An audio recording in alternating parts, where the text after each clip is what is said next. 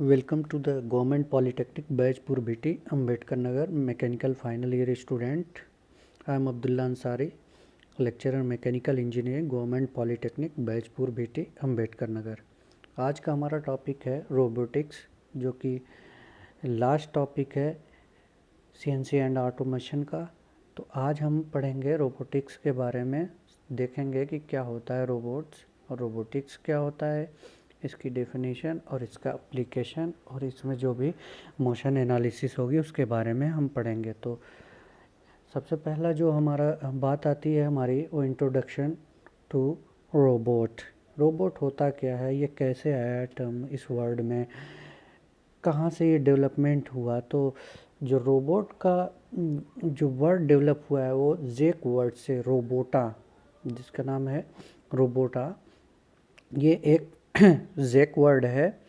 इसका मतलब होता है फोर्स्ड और स्लेव लेबरर, मतलब एक गुलाम की तरह इसका मतलब देखा जाता था। तो जेक एक रिपब्लिक, यूरोपियन कंट्री का रिपब्लिक कंट्री है, जिसकी लैंग्वेज में ये रोबोटा नाम दिया गया। 1921 में कैरल कॉपेक ने जेक प्लेराइट लिखा था। एक जेक प्लेराइट था, ड्रामा लिखता था। उसने सबसे पहले अपने ड्रामा रोसम यूनिवर्सल रोबोट्स में रोबोट का वर्ड दिया था। उसी के थ्रू फिर स्टार्टिंग हुई, और उसके बाद थी में, और उसमें उसने ये बताया कि जो है रोबोट एक तरह की मशीन है जो ह्यूमन बीइंग की तरह काम करती है, यानी कि आदमी या इंसान की तरह काम करती है। सबसे पहले उसने ये बताया उस ड्रामा के थ्रू। उसके बाद जो है फिर डेवलपमेंट हुआ, आगे बढ़ा, तो ऑक्सफोर्ड इंग्लिश डिक्शनरी ने इसकी एक रोबोट की डेफिनेशन दी, जिसमें उसने बताया, ऑक्सफोर्ड डिक्शनरी, इंग्लिश डिक्शनरी ने, ए machine capable of carrying out complex series of action automatically, especially one programmable by a computer। यानी कि एक ऐसी मशीन जो एक के बाद दूसरा अपना फंक्शन करता हुआ ऑटोमेटिकली चला जाए with the help of computer programming, यानी कंप्यूटर के थ्रू उसमें इंस्ट्रक्शंस दिया जाए और वो मशीन एक के बाद दूसरा अपना वर्क करता हुआ चला जाए, तो उसको हम कहेंगे रोबोट। जो उसके बाद इंटरनेशनल स्टैंडर्ड ऑर्गेनाइजेशन ने अपनी एक और डेफिनेशन दी रोबोट की, जिसमें उसने बताया, an automatically controlled reprogrammable multiple purpose manipulator programmable in 3 or more axis. सबसे पहले इसका मतलब देखते हैं कि एन ऑटोमेटिकली कंट्रोल्ड, यानी कि एक ऐसी मशीन जो खुद से कंट्रोल हो जाए, रीप्रोग्रामेबल, यानी कि उसमें प्रोग्राम जो बने उसको दोबारा चेंज कर सकें, और उस मशीन के थ्रू कई सारे फंक्शन, मल्टीपर्पज़, यानी कि कई सारे फंक्शन किए जा सकें with the help of program 3 or more axis, यानी 3 से 2 या 3 एक्सिस या 4 एक्सिस में भी काम कर सकें। इस तरह का अगर कोई मशीन काम करती हो तो हम उसको रोबोट कहेंगे। मैनिपुलेटर जो इसमें वर्ड आया है, मैनिपुलेटर का मतलब ए रोबोट विद फिक्स बेस, यानी कि एक ऐसा रोबोट जिसका बेस फिक्स हो, यानी कि वो मूव ना कर पाए, तो उसको हम कहते हैं मैनिपुलेटर। उसके बाद उसके एक और डेफिनेशन दिया रोबोट इंस्टीट्यूट ऑफ अमेरिका ने। इसमें उसने बताया कि it is a reprogrammable multifunctional manipulator designed to move material, parts, tools or specialized device through variable programmed motion for the performance of variety of tasks। तो robot institute of America ने इसकी definition जो दी वो industry से attach करते हुए, जो industry में रोबोट यूज़ होते हैं उससे अटैच करते हुए robot of institute of America ने डेफिनेशन दी। उसने बताया कि एक ऐसी मशीन जो रीप्रोग्रामेबल हो, मल्टी फंक्शनल मैनिपुलेटर, यानी कि कई सारे वैरायटी ऑफ वर्क, यानी कि एक तरह का फंक्शन अगर उसमें कर रहा हो तो उसके प्रोग्राम में अगर चेंजिंग कर दिया जाए तो दूसरे तरह का फंक्शन करे, इसका बेस फिक्स हो और ये जो है इसमें जो आर्म्स लगे हों वो मटेरियल को एक जगह से दूसरे जगह मूव करा लें। मटेरियल हो, पार्ट्स हो, टूल हो, कोई भी हो चीज़ जिसकी जो ज़रूरत हो, तो इस तरह का प्रोग्रामिंग की जाए उसमें कि वो मटेरियल को एक जगह से दूसरी जगह मूव करा ले और जो भी वर्क करे वो उसकी परफॉर्मेंस या उसकी प्रेसिजन एक्यूरेसी के साथ करे, इसमें कोई एरर ना हो। तो जैसा हमने पढ़ा था सीएनसी मशीन के बारे में, तो सीएनसी मशीन में भी प्रोग्रामिंग होती है और रोबोट में भी प्रोग्रामिंग होती है, लेकिन सीएनसी मशीन कभी भी रोबोट नहीं हो सकता। वो इसलिए रोबोट इसलिए नहीं हो सकता कि सीएनसी मशीन में जो रीप्रोग्रामेबिलिटी होती है वो as compare to the robot बहुत कम होती है, इसलिए सीएनसी मशीन को हम रोबोट नहीं कहते, यही मेन डिफरेंस है। इसके बाद जो है कहाँ से जनरेट हुआ और फिर उसके थ्रू जो है कौन सा एक डिफरेंट ब्रांच बनी जिसके थ्रू हम रोबोट के बारे में स्टडी करते हैं, तो उस ब्रांच को हम क्या कहते हैं, रोबोटिक्स। तो रोबोटिक्स की डेफिनेशन हम देखेंगे तो it is a science which deals with the issue related to design, manufacturing and application of robot, यानी कि ये एक ऐसा विज्ञान है जिसके थ्रू रोबोटिक्स एक ऐसा विज्ञान है जिसके थ्रू हम किसी भी रोबोट की डिज़ाइन, उसकी मैन्युफैक्चरिंग और उसके एप्लीकेशन के बारे में पढ़ते हैं। 1942 में सबसे पहले रोबोटिक्स वर्ड इसाक एसिमोवा ने रन अराउंड जो उसका ड्रामा था, प्ले था, उसके थ्रू इंट्रोड्यूस किया था। तो उसके बाद जो है ये जो स्टडी हुई थी सबसे पहले उसने यूज़ किया, तो उसके बाद इस रोबोटिक्स में जो तरह तरह के रोबोट्स के बारे में स्टडी करने को बताया गया और इस रोबोटिक्स का मतलब बताया था उसने कि रन अराउंड, यानी कि एक ऐसी मशीन जो चारों तरफ घूम सके। In robotics we use the fundamental of physics, mathematics, mechanical engineering, electrical engineering, electronics engineering, computer science and others whichever to be applied। यानी कि एक अच्छा रोबोटिस्ट होने के लिए सबसे पहले उसको बेसिक जो नॉलेज होनी चाहिए वो फिज़िक्स की होनी चाहिए, मैथमेटिक्स की होनी चाहिए, मैकेनिकल इंजीनियरिंग की होनी चाहिए, इलेक्ट्रिकल इंजीनियरिंग होनी चाहिए, इलेक्ट्रॉनिक्स की होनी चाहिए और कंप्यूटर। क्योंकि अगर जब तक सब चीज़ों की नॉलेज नहीं होगी तो एक रोबोट बनाना जो है बहुत टफ हो जाएगा, क्योंकि उसमें कंप्यूटर का भी यूज़ है, उसमें इलेक्ट्रॉनिक सर्किट का भी यूज़ है, उसमें इलेक्ट्रिकल सप्लाई की भी जो एसी सप्लाई या डीसी सप्लाई, जो भी electricity supply through the circuit होती है उसकी भी ज़रूरत होती है। मैकेनिकल, चूँकि मैकेनिकल इसलिए ज़रूरी है क्योंकि वो एक तरह का मैकेनिकल हैंड होता है, यानी कि अगर रोबोट को मैकेनिकल हैंड भी कहा जाए तो गलत नहीं होगा, क्योंकि ये ह्यूमन का रेप्लिकेट है, यानी कि जैसे आदमी काम करता है वैसे ये भी एक रोबोट भी उसको आर्टिफिशियल इंटेलिजेंस उसमें डेवलप करके उसको किया जाता है। तो मैकेनिकल जो लिंक हैं, ये सब आर्म्स हैं उसके, ये सब क्या है, ह्यूमन का जो है एक जो है मैन्युपुलेशन होता है, यानी कि रिप्लेसमेंट होता है। जैसे एक लिंक है, अगर हमारे रिस्ट को लिया जाए तो ये कैसे काम करती है, और इसमें हम आगे बताएंगे इसके बारे में। तो एक रोबोटिक्स स्टडी के लिए 3 चीज़ों का होना बहुत ज़रूरी है, यानी कि अगर हैंड को एक ह्यूमन बीइंग को ले लिया जाए और एक रोबोट के लिए लिया जाए तो जो सिनोनाइम्स मिलेंगे वो किस तरह से मिलेंगे, वो 3H's फार्मूले के थ्रू हम देखेंगे। तो जो हैंड का मैनिपुलेशन वो मैनिपुलेटर के थ्रू होगा, यानी कि एक फिक्स उसका बेस होगा और वहाँ से वो मूव करेगा। हेड का जो मैनिपुलेशन होगा वो इंटेलिजेंस से होगा, और जो हार्ट का होगा वो इसके इमोशंस, यानी कि एक रोबोट जो है एक मूव भी करा सकता है, वो सोच भी सकता है और उसके इमोशंस भी, कि ये भी सोच सकता है। उसके इमोशंस ये हो सकते हैं कि उसको सोचने समझने की ताकत होगी कि ये गलत है, ये गलत हो रहा है, ये सही हो रहा है, ये अच्छा हो रहा है, हंसना बोलना, ये सब क्या इमोशंस में आते हैं। इसके बाद जो है हमारा, हम कंपोनेंट ऑफ रोबोट के बारे में पढ़ेंगे। तो कंपोनेंट ऑफ रोबोट, एक रोबोट क्या क्या चीज़ें, क्या किस किस चीज़ों से मिलकर एक रोबोट बनता है। तो एक robot consist of various component like base, जो आप ये चीज़ देख रहे हैं,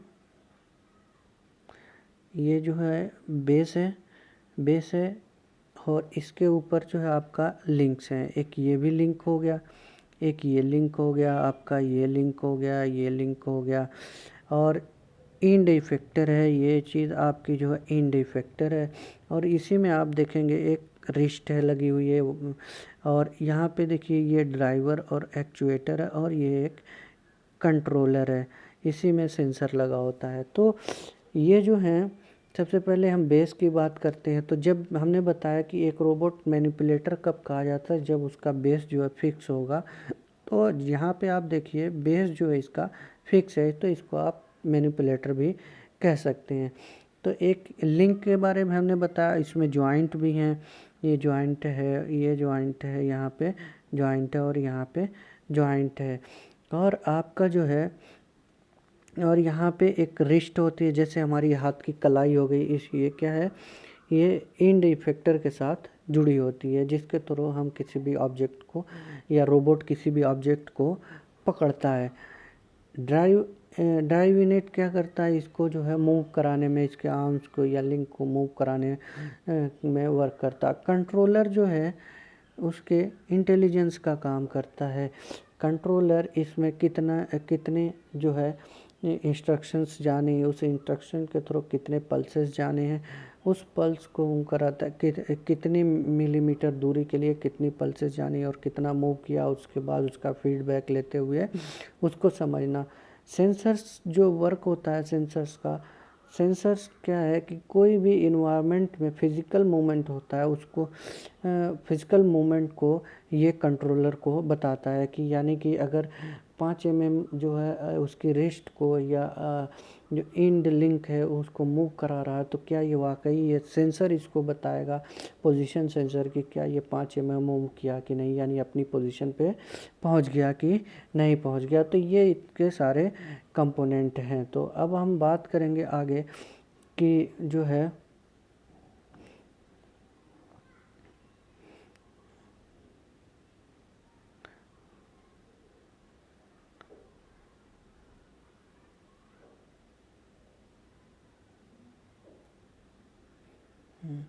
तो आगे बात करेंगे हम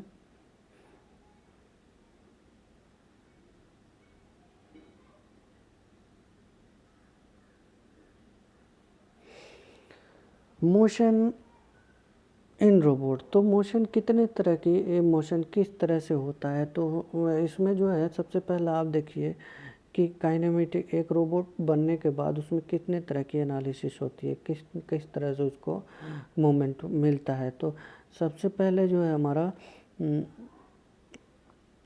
अगर बात करें तो काइनेमेटिक एनालिसिस, इसमें इस एनालिसिस में बिना फोर्स के कंसीडर करते हुए जो है हम उसके मूवमेंट को, रोबोट के मूवमेंट, ये नहीं देखना है उसमें कि कहाँ से उसको फोर्स डेवलप, आर्म्स को मिल रहे हैं या रिस्ट को मिल रहे हैं, किस तरह से उठ रहा है, ये नहीं देखना है। इस एनालिसिस में ये देखा जाएगा कि इसकी वेलोसिटी क्या है, इसका एक्सीलरेशन क्या है, सिर्फ ये चीज़ें देखी जाएगी। लेकिन उससे दूसरी वाली एनालिसिस में क्या होगा, डायनामिक एनालिसिस में ये देखा जाएगा कि ये जो कितने फोर्स के साथ ये ऊपर की तरफ, यानी कि कितना फोर्स लगेगा तो ये आर्म्स ऊपर की तरफ जाएंगी, या कितना जो है प्रेशर के साथ जो है ये ऊपर की तरफ इसमें रिक्वायरमेंट है। तो ये सारी जो है डायनेमिक एनालिसिस में होती हैं। तो अब जो है, जो आप देखें पिछले जो है इसमें ऑब्जेक्ट में, तो इसमें लिंक्स एंड जॉइंट की अगर हम बात करें तो कितने तरह के जॉइंट्स होते हैं। तो 2 तरह के आप जॉइंट्स प्राइमरीली देखेंगे। तो पहला आपका जो है आपका लीनियर जॉइंट, दूसरा आपका रोटरी जॉइंट। तो लीनियर जॉइंट में दो तरह के जॉइंट होते हैं, एक तो प्रिज्मेटिक जॉइंट और दूसरा आपका स्लाइडिंग जॉइंट। रोटरी जॉइंट में रिवोल्यूट जॉइंट और ट्विस्ट जॉइंट। तो प्रिज्मेटिक जॉइंट की अगर हम बात करें तो प्रिज्मेटिक जॉइंट में आप देखेंगे इस तरह से वो प्रिज्मेटिक जॉइंट बना होता है। प्रिज्मेटिक जॉइंट इस तरह से बना होता है। तो और इसमें जो है एक ऑब्जेक्ट जो है लगा दिया जाता है जैसे, और इसमें इस तरह का अगर कोई जॉइंट आपको दिखता है तो वो क्या है, आपका प्रिज्मेटिक जॉइंट होता है। यानी कि इसमें जो है प्रिज्मेटिक जॉइंट होता है। दूसरा आपका जो है स्लाइडिंग जॉइंट है। तो स्लाइडिंग जॉइंट की अगर बात करें तो आप देखेंगे तो स्लाइडिंग जॉइंट जो रोबोट में होता है इस तरह से होता है। इसमें जो है स्लाइडिंग जॉइंट, तो यहाँ पे थोड़ा सा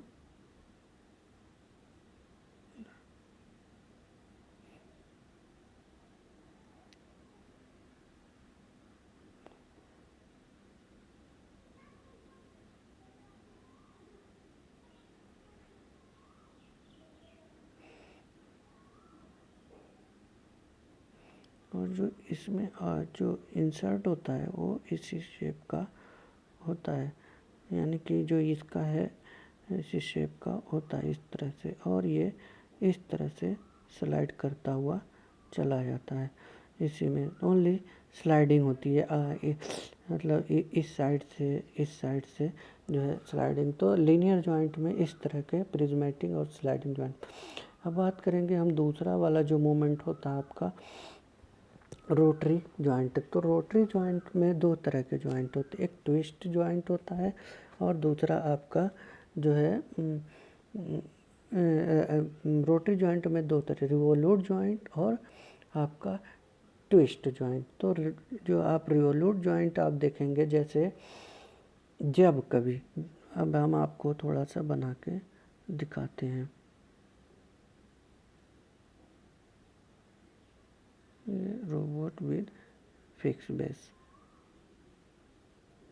इस चीज़ से आपको दोनों चीज़ें समझ में आ जाएंगी। और यहाँ पे जो है एक जो है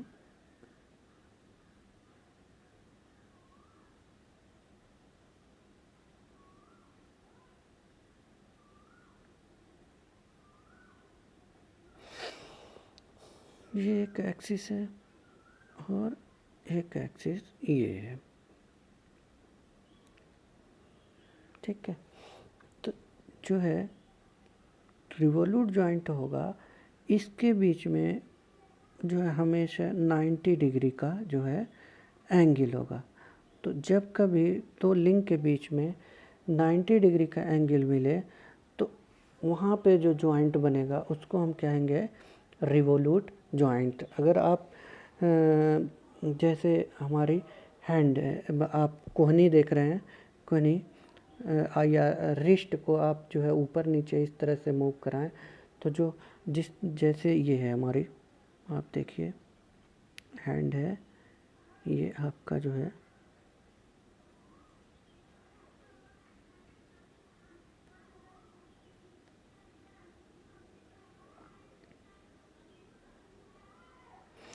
तो जो देखिए आप जो है जो अगर हम इस हैंड को ऊपर नीचे इस तरह से मूव कराएं तो एक एक्सिस ये बन रही है और एक एक्सिस ये बन रही है। तो इस एक्सिस ऊपर नीचे अगर मूव कराएंगे तो इस एक्सिस के थ्रू जो है ये जो है ऊपर नीचे ये ऊपर नीचे अप एंड डाउन मूव करेगा। तो देखिए यहाँ पे भी जो है आपका 90 डिग्री एंगल बन रहा है। तो यहाँ पे भी जो ये क्या जॉइंट होगा आपका रिवोल्यूट जॉइंट होगा, रिवोल्यूट जॉइंट होगा, ठीक है। दूसरा आपका जो है ट्विस्ट जॉइंट है। तो यहाँ पे आप देखिए एक ही सेम एक्सिस है, यानी कि एक्सिस सेम है और इनके बीच का एंगल 0 है। तो अगर इसके अलांग हम इसको पकड़ कर रोटेट कराएं तो यहाँ पे जो आपका जो जॉइंट बनेगा वो बनेगा आपका ट्विस्ट जॉइंट, यानी कि ये इनपुट लिंक है और ये आउटपुट लिंक है। तो यहाँ पे जो इनपुट और आउटपुट के बीच 0 एंगल बनता है और तो वहाँ पे जो है ट्विस्ट जॉइंट। अगर इसको हम इस ये फिक्स है और इसके थ्रू इसको रोटेट कराएं तो क्या होगा, यहाँ पे जो जॉइंट बनेगा उसको हम कहेंगे ट्विस्ट जॉइंट। लेकिन वही सेम है, यहाँ पे देखिए ये इसका इनपुट लिंक है और ये इसका आउटपुट लिंक है। तो इस पे जो आपका तो आउटपुट पे जो हमको मिलेगा वो 90 डिग्री के थ्रू मिलेगा। तो इस तरह के जॉइंट को हम कहते हैं रिवोल्यूट जॉइंट। तो इसके बाद हम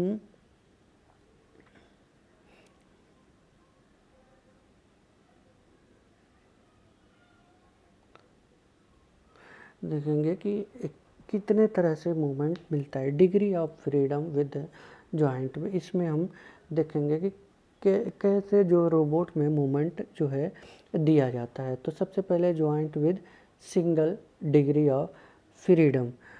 तो इसमें आप देखिए कि जैसे एक कोई यहाँ पे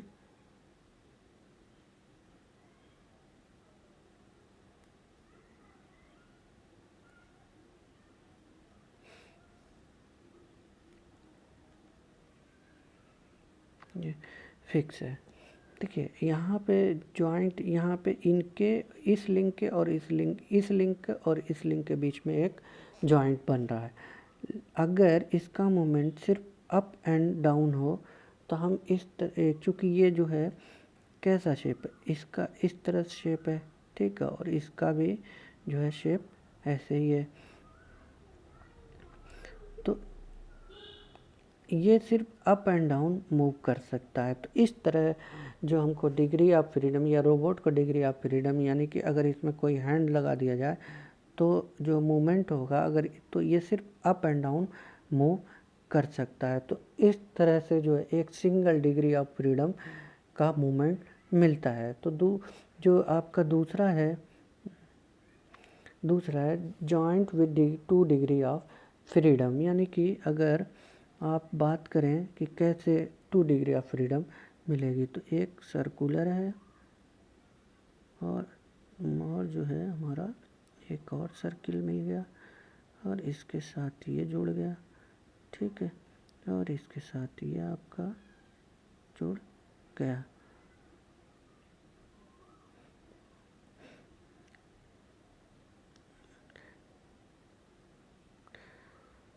तो अगर 2 डिग्री ऑफ फ्रीडम की अगर बात करें तो ये क्या होगा कि आपका एक तो ये अप एंड डाउन मूव कर सकता है और दूसरा ये आपका रोटेट कर सकता है, यानी कि 2 तरह का मूवमेंट आपको मिल रहा है। दो अगर किसी रोबोट में इस तरह का जॉइंट दिखे तो joint with 2 degree of freedom उसको कहेंगे। और तीसरा अगर आप देखें joint with 3 degree of freedom, तो इसमें क्या होगा, एक जो है 3 degree of freedom, joint with 3 degree of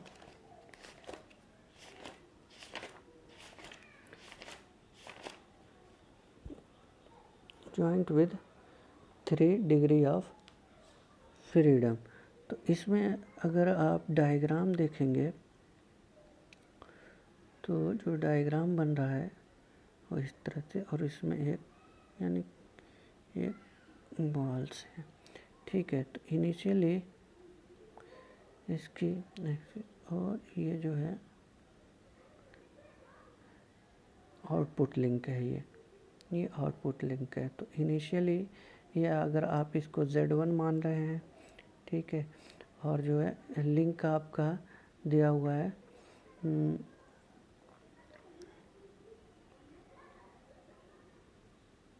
और इस Z1 से आपका जो है जो X1 मिल रहा है और ये Y1 मिल रहा है, ठीक है। अगर ये लिंक जो है रोटेट कर रहा है तो आपका X1 यहाँ आ जाएगा, Y1 यहाँ आ जाएगा, X1 यहाँ X2 हो जाएगा ये, और ये Y2 हो जाएगा, और ऐसे ही ये जो है Z2 2 हो जाएगा, यानी कि 3 एक्सिस पे मूवमेंट मिलती है। तो इस तरह का अगर किसी जॉइंट में रहे, यानी कि तीनों एक्सिस का मोमेंट, ये 0 0 इसके थ्रू अगर तीनों एक्सिस का मोमेंट मिल रहा है तो वहाँ पे हम कहेंगे कि यहाँ पे joint with 3 degree of freedom. तो आपका लगभग ये जो है इतने ही डिग्री ऑफ फ्रीडम तक आपका मोमेंट जो है पढ़ लीजिए, ये आपके लिए इनफ है। तो किस तरह से डिग्री ऑफ फ्रीडम को देखते हुए एक रोबोट को डिज़ाइन किया जाता है ये हमने बताया, यानी उनके जॉइंट में और उसके जो है जो लिंक है उनके बीच में मूवमेंट दिया जाता है उसके डिग्री ऑफ फ्रीडम के हिसाब से।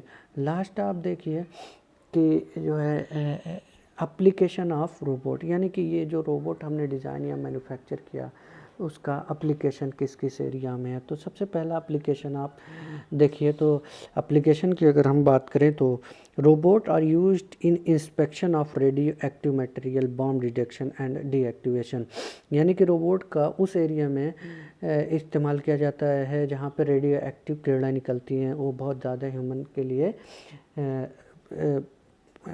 बैड इफ़ेक्ट डालती हैं या उनकी रेज स्किन कैंसर्स हो जाते हैं उसके आसपास भी रहने की वजह से। या बम अगर इंसान कोई आदमी जाता है, अक्सर आपने न्यूज़ में सुना होगा कि जो है man killed during the diffusion of the bomb, यानी कि उसके डिफ्यूज़न करने गया था और वहाँ पे जो है उसको बम फटा और डेथ कर गए।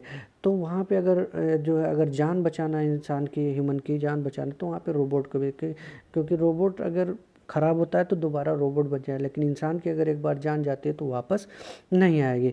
तो इस तरह से इन सब एरिया में रोबोट का एप्लीकेशन बहुत ही अच्छी। तो दूसरा जो एप्लीकेशन है, place of work where human can not survive such as space, under water, in high heat and clean up contaminant hazardous material and radiation, यानी कि उस एरिया जहाँ पे ह्यूमन जो है सर्वाइव नहीं कर या ज़िंदा नहीं रह सकता। जैसे स्पेस में आप देख लिए वहाँ पे हवा नहीं है तो वहाँ पे इंसान का रहना मुश्किल हो जाएगा। अंडर वाटर, यानी कि अगर पानी के अंदर बात की जाए तो पानी के अंदर भी जो है बहुत ज़्यादा देर तक इंसान नहीं रह सकता क्योंकि उसको सांस लेने में दिक्कत होगी।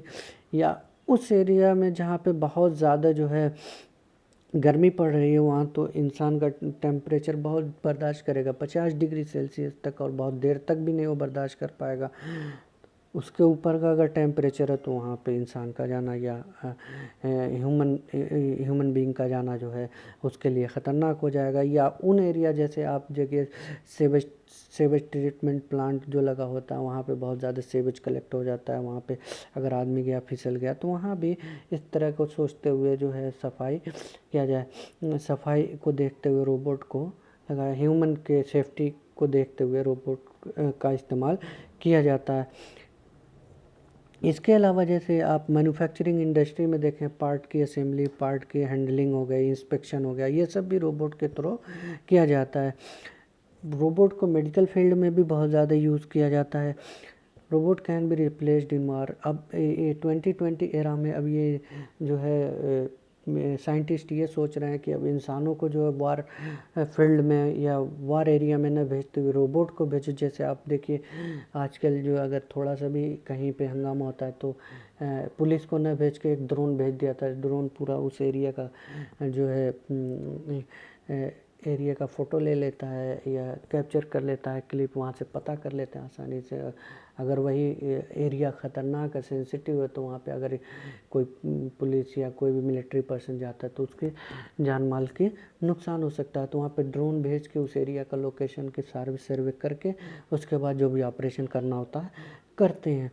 तो ये जो है वार हो गया या मिलिट्री या पुलिस जो है इस तरह के मतलब ऑटोमेशन की तरफ जा रही है। तो ये आपका टोटल रोबोटिक्स का लेक्चर है, या आप इसको सुनिए अच्छे से। अगर कोई भी दिक्कत होती है तो हमसे ग्रुप में जो है डिस्कस करें। Thank you very much and this is the end of the syllabus. I have covered all the topic which were in your subject CNC and automation. Thank you very much. Stay safe, stay home. आप बच के रहिए, साफ रहिए, clean रहिए, अपने आप को क्लीन रखिए, आप सुथ रहिए, मास्क लगाइए। तो एक बार और थैंक यू वेरी मच। इस वीडियो लेक्चर को ज़रूर देखिएगा।